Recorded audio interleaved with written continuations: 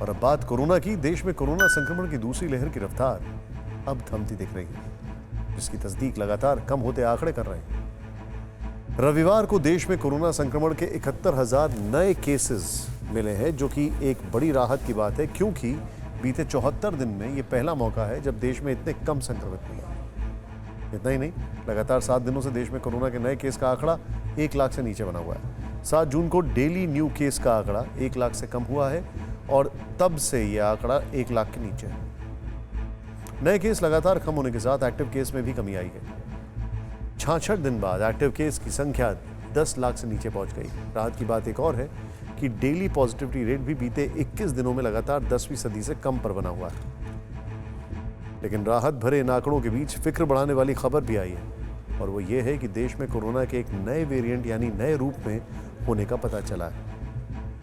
Virus का नया रूप मतलब ज्यादा संक्रामक होने की आशंका, ज्यादा घातक होने का डर। इस नए वेरिएंट का नाम है डेल्टा प्लस। ये कोरोना के उसी डेल्टा वेरिएंट में बदलाव के बाद बना है, जिसने देश में दूसरी लहर में तबाही मचाई, मौत का ऐसा मंजर दिखाया जिसने सबको झकझोर कर रख दिया।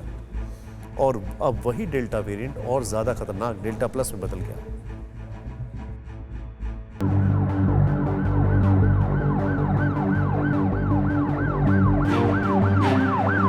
पूरी दुनिया चाहती है कि कोरोना का कहर थम जाए, लेकिन ऐसा हो नहीं रहा है।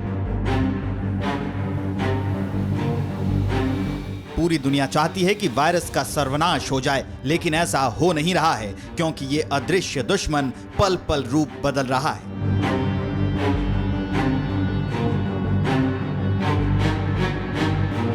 मेडिकल साइंस में इसे नए वेरिएंट के नाम से जानते हैं, जो पहले से ज्यादा संक्रामक और घातक साबित होता है।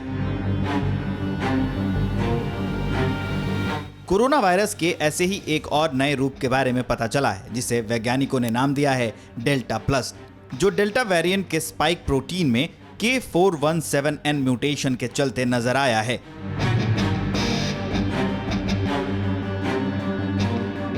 ये बदलाव उस डेल्टा वेरिएंट में आया है जो हिंदुस्तान में दूसरी लहर में तबाही मचाने के लिए जिम्मेदार है। कौन भूल सकता है डेल्टा वेरिएंट के प्रचंड प्रकोप को? कौन भूल सकता है रिकॉर्ड केस की तबाही को? कौन भूल सकता है अपनों के खोने के दर्द को?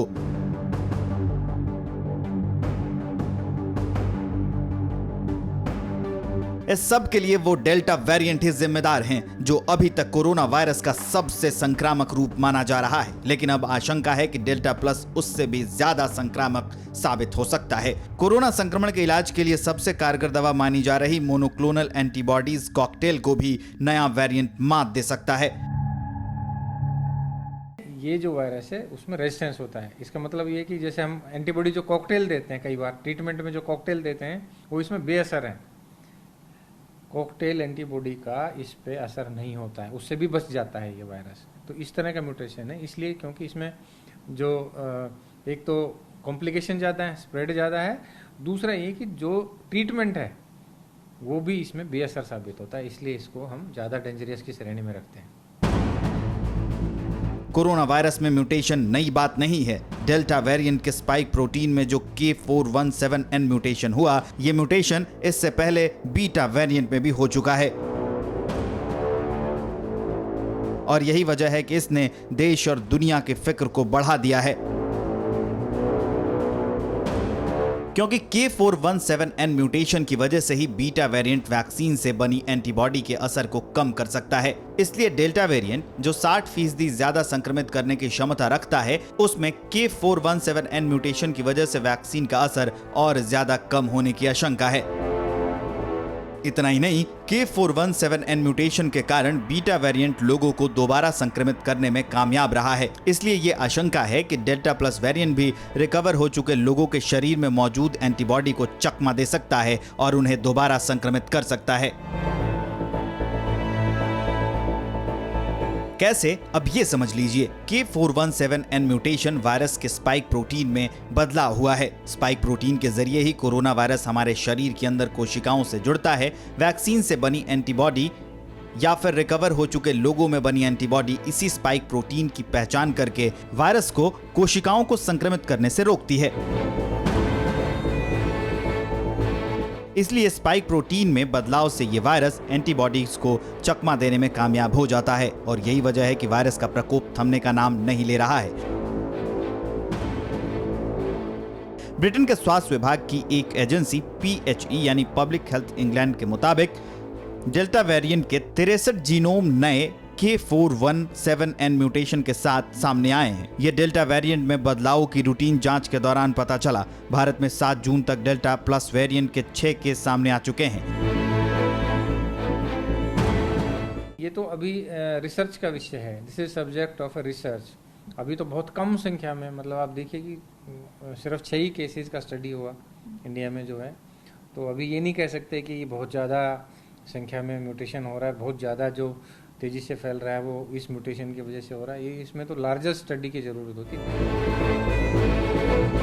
हर बार वायरस में बदलाव से उसका नया रूप सामने आ जाता है, चाहे वो अल्फा वेरिएंट रहा हो या बीटा, गामा या डेल्टा। हर वेरिएंट की शुरुआती रिसर्च में जो आशंकाएं जताई गई वो करीब करीब सच साबित हुई और अब डेल्टा प्लस वेरिएंट ने भी चिंताएं बढ़ा दी हैं।